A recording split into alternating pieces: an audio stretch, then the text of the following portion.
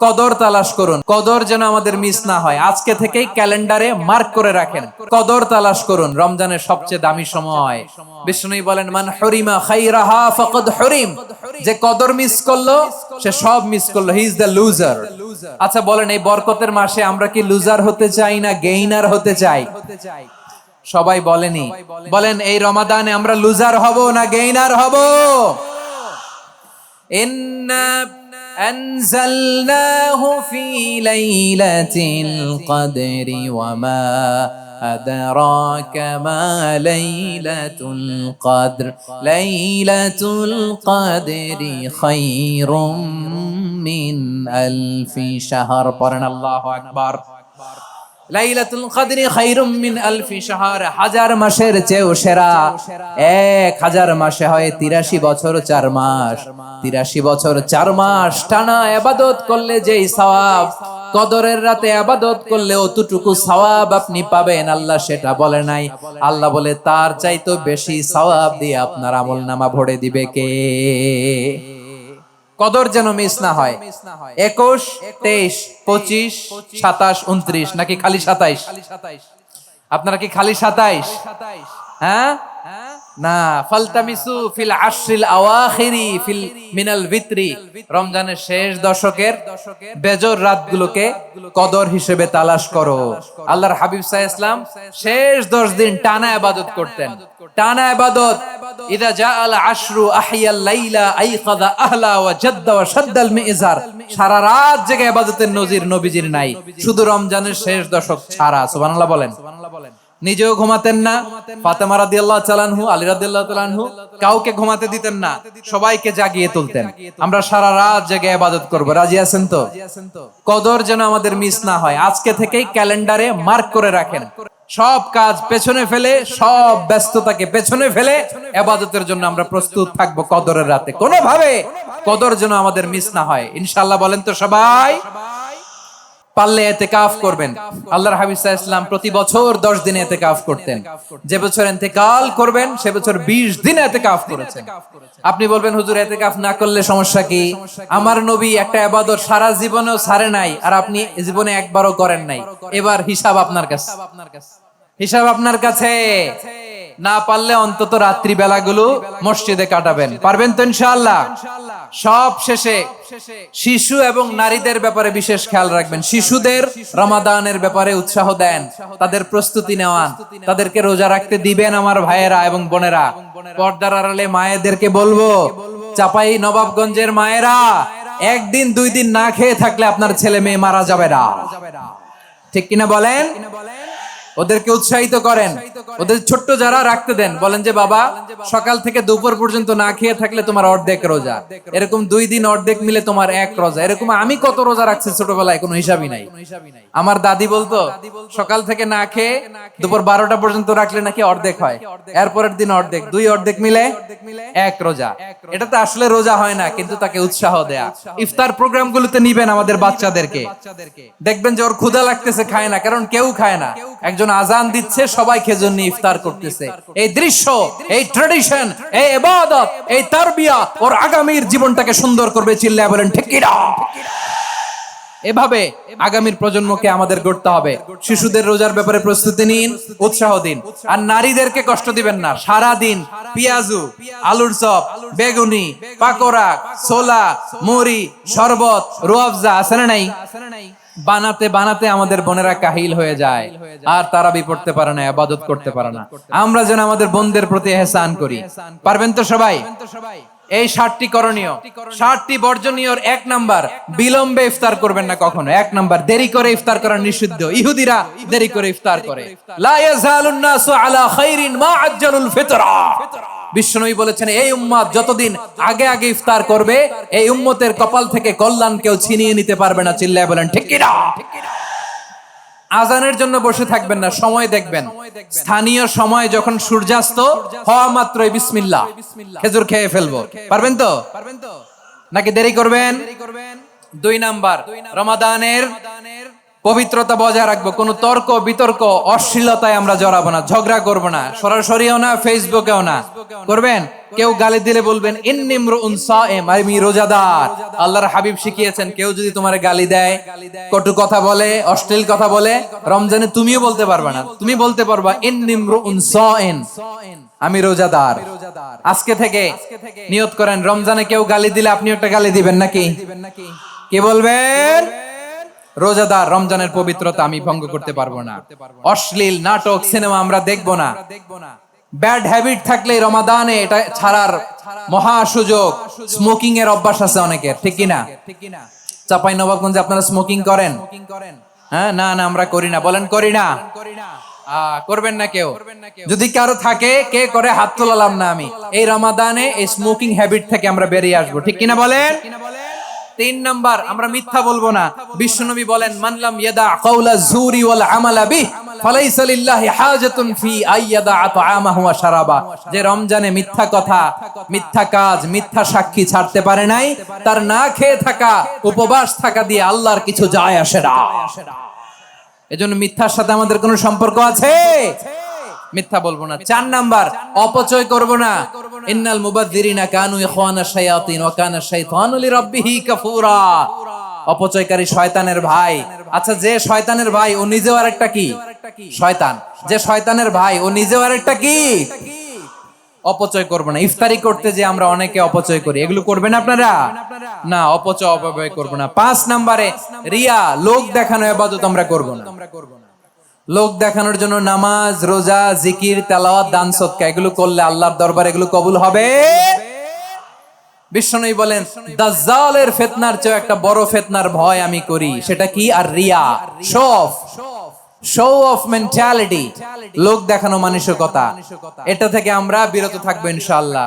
6 number, অনেক গুরুত্বপূর্ণ, ব্যবসায়ী ভাইয়েরা, ব্যবসা করেন কারা কারা? হাত তুলে দেখান তো আমারে। মাশাআল্লাহ, হাত নামান। ব্যবসায়ী ভাইয়েরা, অনেক অসাধু ব্যবসায়ী আছে, রমজান আসলে নিত্য প্রয়োজনীয় পণ্যের মূল্য বৃদ্ধি করে দেয়। এরকম আছে না নাই? এগুলো করবেন না। মজুদদারি করবেন না। পণ্যের কৃত্রিম সংকট বাজারে করবেন না। আপনি লাখ টাকা কামায়া ভাবছেন যে রোজাদারদের কষ্ট দিয়ে ধনী হবেন, এমন রোগ আল্লাহ আপনারে দিবে, কোটি টাকা দিয়েও আপনি হাসপাতালের বিল পরিশোধ করার ক্ষমতা আপনার হবে না। খবরদার। শেষ বয়সে দেখবেন কি কষ্ট আপনার হয়। আপনি রোজাদারদের কষ্ট দিচ্ছেন, আল্লাহ আপনার সুখে রাখবে? আল্লাহর দোহাই লাগে, আমার ব্যবসায়ী ভাইরা এটা করবেন না। আরব বিশ্বে আমরা দেখেছি, আরব বিশ্বের ব্যবসায়ীরা সারা বছরে ব্যবসা করে, রমজানে ভর্তুকি দেয়। আর আমার দেশের কিছু অসাধু ব্যবসায়ী রমজানে গলাকাটা ব্যবসা করে আর সারা বছর সইটার উপর দিয়ে চলে। চিল্লায় বলেন ঠিক কিনা? করবেন না, এটা করবেন না। নিত্য প্রয়োজনীয় পণ্যের মূল্য বৃদ্ধি করা হারাম, পণ্যের কৃত্রিম সংকট তৈরি করা হারাম, মজুদদারি করা হারাম, রোজাদারদেরকে কষ্ট দেয়া হারাম, এটা করবেন না। 7 নম্বরে সর্বশেষ কথা, অধীনস্থ যারা আছে তাদের কাজের চাপ আপনারা কমিয়ে দিবেন। কাজের লোক, ফ্যাক্টরির ওয়ার্কার, স্টাফ, তাদের প্রতি যদি রহম করেন, আপনার উপর রহম করবে কে? এই পবিত্র রমাদানের 7টা করণীয়, 7টা বর্জনীয় মনে রাখা যাবে তো ইনশাআল্লাহ? রাব্বুল আলামিন বলেন ইয়া আইয়ুহাল্লাযীনা আমানু কুতিবা আলাইকুমুস সিয়াম, সিয়ামকে তোমাদের উপরে ফরজ করা হয়েছে, কামা কুতিবা আলাল্লাযীনা মিন ক্বাবলিকুম, যেমনি তোমাদের পূর্ববর্তীদের উপর রোজা ফরজ করা হয়েছিল, লাআল্লাকুম তাত্তাকুন, যাতে করে তোমরা আল্লাহ সচেতন হতে পারো, যাতে করে তোমরা মুত্তাকি হতে পারো। লাআল্লাকুম তাত্তাকুন, যাতে করে আমরা আল্লাহ সচেতন হতে পারি, আল্লাহ কনসিয়াসনেস আমাদের মধ্যে গ্রো করে। এটা হচ্ছে রোজার prime objective, the prime objective of সিয়াম। অনেকে জিজ্ঞেস করলে অনেকে বলে রোজার মূল উদ্দেশ্য হচ্ছে না খেয়ে থাকা। না, অনেকে বলে গরিবদের কষ্ট অনুধাবন করা রোজার উদ্দেশ্য। না, রোজার উদ্দেশ্য কি, সিয়াম পালনের উদ্দেশ্য কি, এটা আল্লাহ তাআলা স্পষ্ট এই আয়াতের পেছনে বলেছেন যে লাআল্লাকুম তাত্তাকুন, যাতে করে তোমরা আল্লাহ সচেতন হতে পারো, আল্লাহ ভীতি তোমাদের মধ্যে গ্রো করে, গড কনসিয়াসনেস, আল্লাহ কনসিয়াসনেস, আল্লাহ সচেতনতা যেন বাড়ে, দ্য সেন্স অফ অ্যাকাউন্টেবিলিটি, আল্লাহর সুপ্রিম কোর্টের কাঠগড়া এই দুনিয়াতে আমি যাই করলাম তার সবকিছু যে পাই টু পাই হিসাব দিতে হবে, এই sense, to enhance the sense that whatever we do, Allah is watching me. আপনি যাই করেন কেউ দেখে না, কিন্তু দেখে কে? শুরুতেই তো জিজ্ঞেস করেছিলাম যে কেউ যেটা দেখে না সেটা দেখেন কে? কেউ যেটা শোনে না সেটা শোনেন কে? এর নাম হচ্ছে লাআল্লাকুম তাত্তাকুন, যাতে করে তোমরা আল্লাহ সচেতন হতে পারো, আল্লাহ ভীরু হতে পারো। দুনিয়ার কেউ দেখে না, কিন্তু আল্লাহ দেখে। এটাই রোজার মূল শিক্ষা। আমার প্রিয় ভাইরা, আপনি লুকিয়ে লুকিয়ে ঘরের ভেতরে অন্যায় করেছেন, পাপ করেছেন, আপনার বাবা দেখে নাই, মা দেখে নাই, স্ত্রী দেখে নাই, কিন্তু দেখেছে কে? আল্লাহর চোখ ফাঁকি দেয়া যায়? আচ্ছা, বুঝে থাকলে বলেন তো, সিসি ক্যামেরার চোখ ফাঁকি দেয়া যায় কি যায় না? পুলিশের চোখ, র্যাবের চোখ, বিমানবন্দরে কাস্টমস অফিসারের চোখ, কিন্তু আমার আল্লাহর চোখ? সবাই বলেন, আল্লাহর চোখ ফাঁকি দেয়া যায়? এই সেন্সটা নিয়ে আসা নিজের মধ্যে, আমি whatever I do Allah is watching me, যাই করি আল্লাহ দেখে। লাআল্লাকুম তাত্তাকুন। রমাদানের রোজা, ইফতারি, সিয়াম, ইবাদত সব কিছুর মধ্য দিয়ে আপনাকে খেয়াল করতে হবে যে লাআল্লাকুম তাত্তাকুন এই স্ট্যান্ডার্ড এটা অ্যাচিভ হচ্ছে কিনা আমাদের, যাতে করে তোমরা মুত্তাকি হতে পারো, আল্লাহ ভীরু হতে পারো। তাকওয়া, এটা হচ্ছে the essence of Islam. What is তাকওয়া? তাকওয়া মানে কি? তাকওয়ার সংজ্ঞা অনেকে অনেক ভাবে দিয়েছেন। আমি সরাসরি সাহাবাদের কাছ থেকে একটা সংজ্ঞা আপনাদের শোনাচ্ছি। ওমরে ফারুক রাদিয়াল্লাহু তাআলা আনহু উবাই ইবনে কাব রাদিয়াল্লাহু তাআলা আনহুকে জিজ্ঞেস করেছিলেন, ইয়া উবাই মা হুয়া তাকওয়া? হে উবাই, তাকওয়া কি? তাকওয়া কাকে বলে? উবাই ইবনে কাব তিনি প্রশ্নের উত্তর না দিয়ে উনিও আবার প্রশ্ন ছুড়লেন। তিনি বললেন, ইয়া আমিরাল মুমিনিন, আমা সালাকতা তরিকান যা শাউক? আপনি কি কাঁটাযুক্ত রাস্তা দিয়ে মরুভূমিতে কখনো হেঁটেছেন? যে রাস্তার চারদিকে ক্যাকটাস, গুলমলতার কাঁটা, হেঁটেছেন? ওমরে ফারুক বললেন, নাম, হেঁটেছি। বালা, হেঁটেছি। কাইফা আমিলতা, কিভাবে হেঁটেছেন? ওমরে ফারুক বললেন, শাম্মারতু ওয়াজতাহাতু, আমি আমার জামা, জুব্বা আর চাদর আটোশাটো করে গায়ের সাথে এমন ভাবে মিলিয়ে রেখেছি, এমন সাবধানে হেঁটেছি যাতে করে মরুভূমির ক্যাকটাসের গুলমলতার কাঁটা আমার গায়ে বিঁধে না যায়। উবাই ইবনে কাব বললেন, ফাযালিকা হুয়া তাকওয়া। আরে তাহলে আপনি তো ঠিকই জানেন তাকওয়া মানে কি, এটাই তো তাকওয়া। ওই রাস্তা দিয়ে যেভাবে হেঁটেছেন, পুরো দুনিয়ার জিন্দেগিটা এইভাবে সাবধানে চলার নামই হচ্ছে তাকওয়া। চিল্লায় বলো ঠিক কিনা? এই দুনিয়াতে পাপ পঙ্কিলতা থাকবে, শয়তানির হাতছানি থাকবে, অপরাধ প্রবণতা থাকবে, নফসের খায়েশ থাকবে, অন্যায়ের হাতছানি থাকবে। সব কিছুকে দলে মুচড়ে পেছনে ফেলে সাবধান হয়ে এই দুনিয়ার সিরাতুল মুস্তাকিমের পথে চলতে হবে। যেই রাস্তা শুরু হয়েছে দুনিয়াতে, শেষ হয়ে গিয়েছে আল্লাহর জান্নাতের ভেতরে। চিল্লায় বলেন ঠিক কিনা? আমার প্রিয় চাঁপাইনবাবগঞ্জের ভাইয়েরা, এটার নামই তাকওয়া। উবাই ইবনে কাব বললেন, ও আমিরুল মুমিনিন, ওই কাঁটাযুক্ত গুলমলতার রাস্তার মধ্যে ঠিক যেমনি সাবধান হয়ে আপনি হেঁটেছেন, এই দুনিয়ার বুকে ওই সাবধান হয়ে চলার নাম হলো তাকওয়া। সুবহানাল্লাহ। তাহলে তাকওয়া কারে বলে? আমার চাঁপাইনবাবগঞ্জের কলিজার টুকরা ভাইয়েরা, বুঝতে পারছেন আপনারা?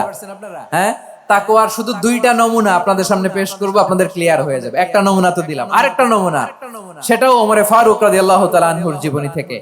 উনি ছিলেন ন্যায়পরায়ণ শাসক। রাত্রিবেলা প্রজাদের কি হাল হাকিকত, কি অবস্থা, ঘুরে ঘুরে প্যাট্রোলিং করতেন পুলিশের মতো।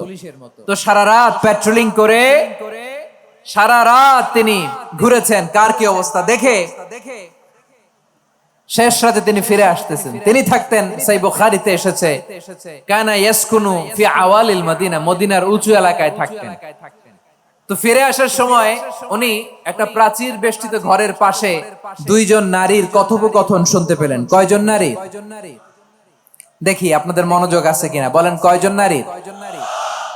একজন বৃদ্ধা, একজন যুবতী। উনি কান লাগিয়ে শুনতে পাচ্ছেন। বৃদ্ধা মা, ওমরে ফারুক কাউকে দেখতে পাচ্ছেন না, শুনতে পাচ্ছেন। বৃদ্ধা মা তার যুবতী মেয়েকে বলে, এই তাড়াতাড়ি ওটের দুধ দহন করে ওটের দুধের সাথে পানি মিশাও, তাইলে কালকে বাজারে মদিনায় বেশি দামে বিক্রি করা যাবে, লাভ হবে অনেক। বৃদ্ধা মহিলা এটা বললেন। যুবতী মেয়ে উত্তরে বলে, মা আপনি জানেন না আমিরুল মুমিনিন খলিফাতুল মুসলিমিন ওমরে ফারুক দুধে পানি মিশানোকে দণ্ডনীয় অপরাধ বলে ঘোষণা দিয়েছে, জানেন না? এবার বৃদ্ধা মহিলা বলে, আরে পাগলি, এই ভোর রাতে আমিরুল মুমিনিন উমরে ফারুক আসবে কোত্থেকে? উনি আসবে কোত্থেকে? ওনার পাইক পেয়াদা সিকিউরিটি আসবে কোত্থেকে? কেউ দেখবে না। আরে কেউ দেখবে না, তাড়াতাড়ি দুধের সাথে পানি মেশাও। এই কথা যখন মা বলেছে, যুবতী মেয়েটা চমৎকার একটা উত্তর দিয়েছে। তিনি বলেছিলেন, ইয়া উম্মি, ও আমার মা, লাউলা রাআ উমর লা রাআ রাব্বু উমর। ও আমার প্রিয়তমা মা, আপনি ঠিকই বলেছেন, গভীর রাতে ওটের দুধে পানি মিশালে ওমর দেখবে না, কিন্তু মা খেয়াল রাখবেন, ওমর যদি নাও দেখে, ওমরের রব কিন্তু দেখে। চিল্লায় বলেন ঠিক কিনা? দিস ইজ কল্ড তাকওয়া। লাউলা রাআ উমরু লা রাআ রাব্বু উমর। ওমর দেখে না, কিন্তু ওমরের রব দেখে। চিল্লায় বলেন ঠিক কিনা? এজন্য রব্বুল আলামিন বলেন, লা তুদরিকুহুল আবসার ওয়া হুয়া ইউদরিকুল আবসার ওয়া হুয়াল লাতীফুল খাবীর। তিনি এমন সত্তা, দুনিয়ার কোন চোখ তাকে দেখে না, কিন্তু দুনিয়ার সবগুলো চোখকে, সব মানুষের অ্যাক্টিভিটিসকে, আরশের উপর থেকে সবকিছু মুহূর্তে মুহূর্তে দেখতে পান কে? তাহলে তাকওয়া কারে বলে বুঝতে পারছেন? হ্যাঁ, দুনিয়াতে সাবধানে চলার নাম তাকওয়া। কেউ দেখে না, কিন্তু আল্লাহ দেখে। এই সেন্স, এই জবাবদিহিতার ভয়, দ্য সেন্স অফ অ্যাকাউন্টেবিলিটি, এই সেন্স নিজের মধ্যে গ্রো করার নাম হচ্ছে তাকওয়া। আর এই সিয়াম পালন করার প্রাইম অবজেক্টিভ অফ সিয়াম হচ্ছে লাআল্লাকুম তাত্তাকুন। আওয়াজ করে বলেন, লাআল্লাকুম তাত্তাকুন। আমার প্রিয় ভাইয়েরা, এই আসন্ন রমাদান, এটা এমন এক বরকতের মাস, যে মাসে আমরা নিজেদের নাফসের উপর নিয়ন্ত্রণ প্রতিষ্ঠা করি। সারা বছর নাফস আমাদেরকে নিয়ন্ত্রণ করে, আর রমাদানে আমরা নাফসকে নিয়ন্ত্রণ করি। কথা বুঝতেছেন? সারা বছর নাফস আমাদেরকে নিয়ন্ত্রণ করে। এই যে এখন আমার খেতে মনে চাইলে যে খেজুর রাখ, আমি খেজুর খেতে পারবো, নাটস আছে, বাদাম খেতে পারি। খাইতে মন চাইলে পানি, আমার রুহুটা চায়, আমার নাফসটা খেতে চায়, আমি খেতে পারি, পান করতে পারি। বিবাহিতরা দিনের বেলায় স্ত্রীর সাথে মেলামেশা করতে চাইলে করতে পারে, কিন্তু রমাদানে দিনের বেলায় খেতে মনে চায়, কিন্তু আমরা খাই। আমার প্রবৃত্তি খেতে চায়, কিন্তু প্রবৃত্তির কথা আমরা শুনি, কথা কয় না। রমজানে খেতে মন চাইলে আমরা খাই, তৃষ্ণায় গলা ফেটে যায়, গলার ছাতি ফেটে যায়, কিন্তু এক ঢোক পানি কি আমরা গিলি? বিবাহিতরা দিনের বেলা স্ত্রীর সাথে কি মেলামেশায় যায়? না। তার মানে সারা বছর নফস আমাদেরকে নিয়ন্ত্রণ করে, আর রমাদানে নফসের উপর আমরা নিয়ন্ত্রণ প্রতিষ্ঠা করি। নফসের লাগাম আমরা রমাদানে টেনে ধরে। চিল্লায় বলেন ঠিক কিনা? এজন্য আমার প্রিয় ভাইয়েরা, নফসের উপর নিয়ন্ত্রণ নিতে চাইলে রমাদানের রোজার কোনো বিকল্প নাই। এটা এমন মাস, যে মাসের ফজিলতেরও কোনো শেষ নাই। এই মাসকে বলা হয় দ্য মান্থ অফ হোপ। এটা আশা জাগানিয়া মাস। রমজানের কথা শুনলে আশা জাগে না হৃদয়ে? হ্যাঁ, ইদা জাআ রমাদান ফুতিহাত আবওয়াবুস সামা ওয়া গুল্লিকাত আবওয়াবু জাহান্নাম ওয়া সুফিদাতিশ শায়াতিন। রমাদান আসলে আকাশের দরজাগুলো খুলে দেয়া হয়, মানে জান্নাতের। জাহান্নামের দরজাগুলোকে লক করে দেয়া হয়, শয়তানকে চেইন আপ করা হয়। ইবাদত করলে শুধু করতেই মনে চায়। চিল্লায় বলেন না সুবহানাল্লাহ। রমজানে ইবাদতে যেই মজা পাওয়া যায়, সারা বছর অন্য কোনো মাসে এই মজা আপনি পান? আমার চাঁপাইনবাবগঞ্জের ভাইরা আওয়াজ করে বলেন না, রমজানে ইবাদতে যেই মজা অন্য মাসে এটা পান? কারণ রমজানে ইবাদত করলে সওয়াবও বেশি, ইবাদতের একটা পরিবেশ থাকে, ঠিক কিনা বলেন? অন্য মাসে ইবাদত করলে এর সওয়াব পাওয়া যায় গাণিতিক হারে, রমজানে ইবাদত করলে সওয়াবের সওয়াব বাড়তে থাকে জ্যামিতিক হারে। সুবহানাল্লাহ কইবেন না? অন্য মাসে সওয়াব বাড়ে গাণিতিক হারে, রমাদানে ইবাদত করলে সওয়াব বাড়ে। কিভাবে জ্যামিতিক হারে বাড়ে দেখেন, রমাদানে একটা নফল করলে ফরজের সমান সওয়াব, একটা ফরজ করলে 70 থেকে 700 গুণ সওয়াব, রমজানে উমরা করলে হজের সমান সওয়াব।